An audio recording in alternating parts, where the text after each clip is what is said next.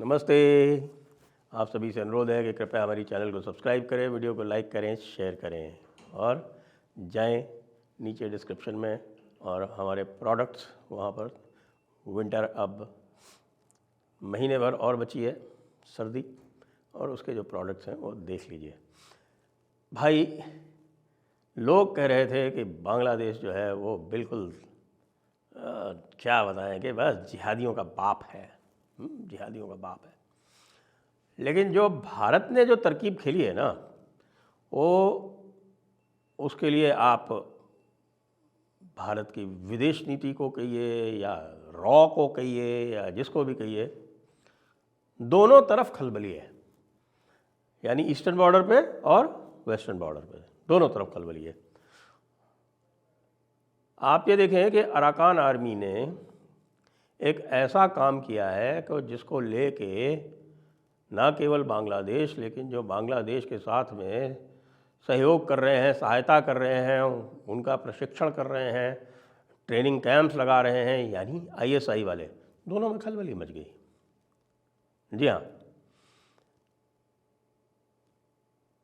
Rangoon से, जिसको आजकल यांगोन कहते हैं, यांगोन से कुछ पाकिस्तानी जहाज़, समुद्री जहाज़, शिप्स, वो आ रहे थे किधर, ये आपके चिटगांव की तरफ।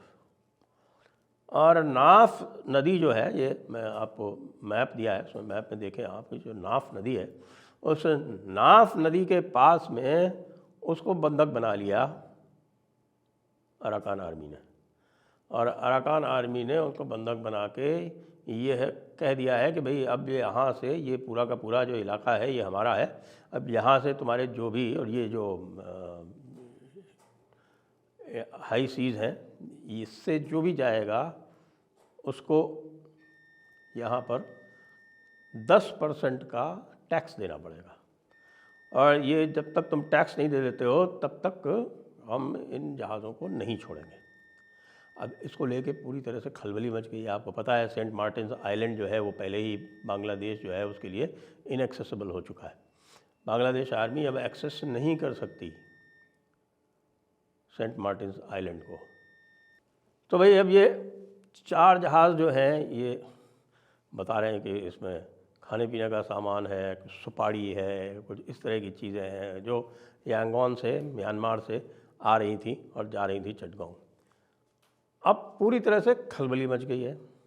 जैसा अभी अभी मैंने आपको फिर से याद दिलाया कि सेंट मार्टिन्स आइलैंड तो वैसे भी क्लेम कर रखा है अराकान आर्मी ने, यद्यपि उन्होंने कोई अपने बूट्स वहाँ पर नहीं भेजे हैं, यानी कोई सैनिक उनके नहीं हैं, लेकिन उन्होंने उसको कवर कर रखा है अपनी आर्टिलरी से, और किसी को भी वहाँ जाने की अनुमति नहीं है। और मैंने आपको पहले ही बताया था, ये 15 दिन पहले की बात है, जबकि बांग्लादेश कोस्ट गार्ड ने पूरी तरह से वहाँ पर आवाजाही बंद कर रखी है।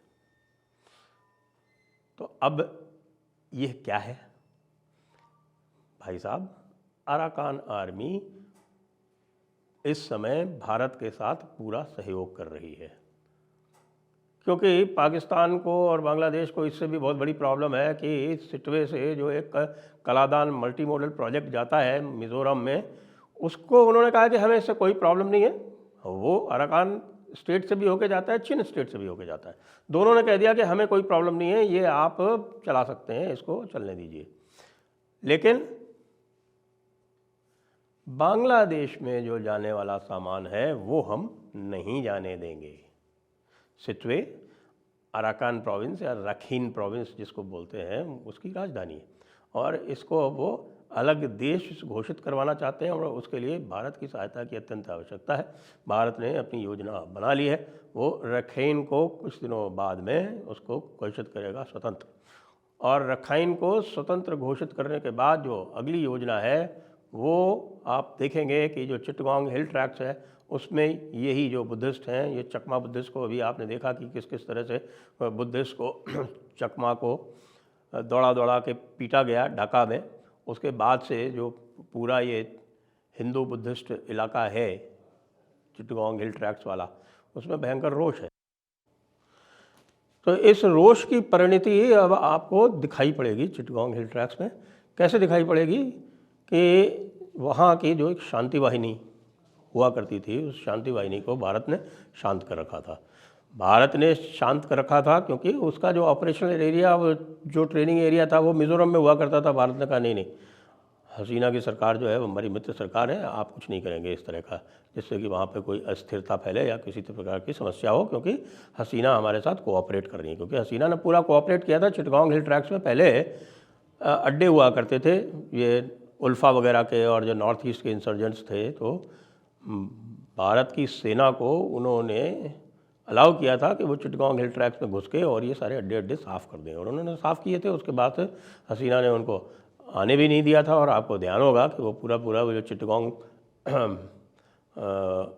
का एक जो ज़ख़ीरा पकड़ा गया था आर्म्स का, जिसमें ये तारिक जिया वगैरह को सज़ा हुई थी और कई सारे लोग जो थे जिनको डेथ पनिशमेंट मिला था, और उसके बाद से कमर टूट गई थी पूरी नॉर्थ ईस्ट में और उल्फा वगैरह की, और इसीलिए उल्फा ने अल्टीमेटली जाके सरेंडर किया। परेश बरुआ को छोड़ के बाकी पूरा का पूरा जो अल्फा की यूनिट थी उसने सरेंडर किया था। तो इसको देखते हुए शांति वाहिनी को भारत ने शांत कर रखा था। लेकिन अब भारत ने शांति वाहिनी को भी सिग्नल दे दिया है, और अराकान आर्मी वाले भी, जैसा मैंने बताया, बहुत ही रुष्ट हैं कि उनके जो बुद्धिस्ट भाई हैं चकमा, उनके साथ इस तरह का दुर्व्यवहार किया गया। ढाका की सड़कों पर दौड़ा दौड़ा कर उनको पीटा गया। तो ये फ्रंट जो है ये अब खुलने वाला है। तो बांग्लादेश की तो वैसे भी हालत ख़राब होनी है। आपको पता है कि यूनुस मियाँ जो है वो भागने के चक्कर में है। ट्रंप मामा जो हैं, ट्रंप चाचा कह लीजिए, वो आज शपथ ले लेंगे अपनी, और उस शपथ लेने के बाद में बहुत सारे लोगों को प्रतीक्षा है कि वो पहले दिन कौन कौन से एग्जीक्यूटिव ऑर्डर जैसे हमारे यहाँ ऑर्डिनेंस होते हैं उस तरह वहाँ उनके एग्जीक्यूटिव ऑर्डर्स होते हैं, वो एग्जीक्यूटिव ऑर्डर्स कौन कौन से पास करते हैं। उसमें यूनुस मियाँ की बहुत बुरी तरह से पिटाई होने वाली है। दूसरी तरफ हमारे जो हमसाया हैं हमारे पश्चिम में, उनको बहुत बुरी तरह से अचानक जो है वो सताने लगी है कि साहब कि देखिए रॉ ने हमारे जो है इतने कीमती टेररिस्ट मार दिए। मैं देख रहा था कि उनके यहाँ अचानक चर्चा होने लगी है। एक पुरानी रिपोर्ट आई थी, आपने देखा होगा, न्यूयॉर्क टाइम्स में आई थी शायद, कि साहब कि भारत ने यहाँ ऑपरेशन करके और 23 टेररिस्ट जो है वो अननोन लोगों ने मार दिए, उसमें रॉ का हाथ है। तो रॉ का हाथ हो या ना हो, लेकिन डर तो फैल गया, चारों तरफ डर का माहौल है। और डर के माहौल के साथ साथ में भारत ने जो अफ़गानिस्तान के साथ में जो मीटिंग की दुबई में सबके सामने, डॉक्टर जयशंकर उन जो हमारे फॉरेन सेक्रेटरी थे मिस्री साहब, उनके साथ में जो हुआ, उसको देख के तो वैसे भी हाथों से तोते उड़े हुए। उल्टे उधर जयशंकर जी को बुलाया हुआ है, और जयशंकर जी क्वाड वाले जितने भी फॉरेन मिनिस्टर्स हैं उनसे मिल रहे हैं वॉशिंगटन में बैठ के। वो अटेंड भी करेंगे आज ट्रंप का इनॉग्रेशन। ये सब देख के भाई पाकिस्तान की तो हालत पूरी तरह से ख़राब है। क्योंकि क्वाड क्या है? क्वाड चीन के खिलाफ ग्रुपिंग है, और चीन के खिलाफ ग्रुपिंग में बाइडेन के साथ में भारत ने कोऑपरेट नहीं किया था, क्योंकि बाइडेन जो था वो भारत को तंग कर रहा था, फिंगरिंग कर रहा था भारत की, और साथ में ये भी कह रहा था कि तुम लड़ जाओ, चाइना से लड़ जाओ। अरे भाई हम क्यों लड़ जाएं? हम अपने हिसाब से करेंगे ना, तुम्हारे कहने से थोड़ी सीधे लड़ जाएंगे जाके। और हमने अपने हिसाब से चाइना को झुकाया, और चाइना के झुकने में उनका असेसमेंट भी था कि भाई ये ट्रंप जीतेगा तो और परेशान करेगा, तो भाई भारत को थोड़ा शांत रखो। तो भारत के इस समय दोनों हाथों में लड्डू हैं। और यदि आप ये मान लें कि भाई जैसा हमारे पुराणों इत्यादि में जो हमारी इमेजरी है, जो हमारी आइकनोग्राफी है, उसमें भारत माता के 4 हाथ हैं। तो भारत माता के 4 हाथों में वैसे तो त्रिशूल भी है, लेकिन बाकी त्रिशूल भी है, अभय मुद्रा भी है, कमल का फूल भी है, सब है, लेकिन हर हाथ में लड्डू भी रखे हुए साथ साथ। तो ये मामला जो है ये बहुत बढ़िया इस समय चल रहा है। भारत की विदेश नीति जो है वो अपना कमाल दिखा रही है। बस एक ही कमी बाकी है, और वो भी हो जाए तो भाई जिसको कहें कि महाकुंभ में गंगा नहा ली या त्रिवेणी में संगम में स्नान कर लिया।